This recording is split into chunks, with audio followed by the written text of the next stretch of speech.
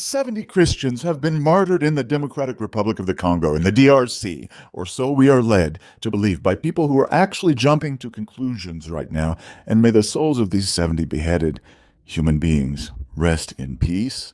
My God, their murderers should be prosecuted. There's no doubt about that. What a horrible situation in the Congo, but thousands have died there.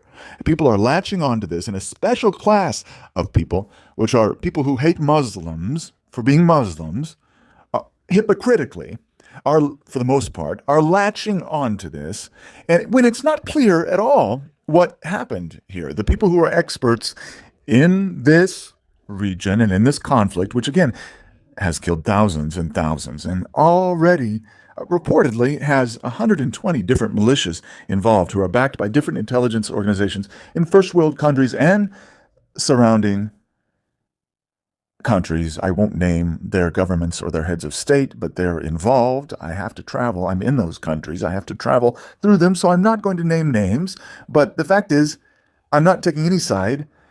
Although I'm totally against the murdering of these innocent people, probably what some of the experts are saying is that this is just another, this militia couldn't use these people because many of them were old or out of shape or too young, and they had to dispose of them. They were using them as slaves to carry their booty, their goods, and these people couldn't do it, and so they just murdered them and disposed of them in the church. So it's not clear at all under what circumstances and for what reason these persons were murdered. But it's a horrible conflict.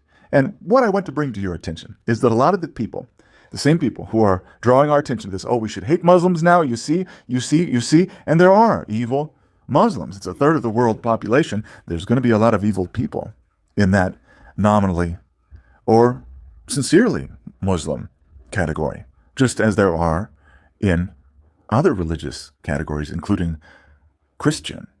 So the people who are latching on to this and jumping to conclusions are, in many cases, the same people who either don't care or don't say anything about what has happened in terms of the tens of thousands of Palestinians murdered by American taxpayer money and by the Israelis over the past year and a half. All right? They won't say anything about that, or they're in bed with the Israelis, cheering it on, subtly or overtly. To hell with you. I've got your number, and the Lord Jesus Christ knows who you are, and you will grovel at his feet on the day of judgment. Who's responsible for 80 years of Palestinian suffering? Who invaded Libya? Who invaded Iraq? Who invaded Syria? Who invaded Afghanistan? And who keeps the endless conflict going on in Somalia decade after decade?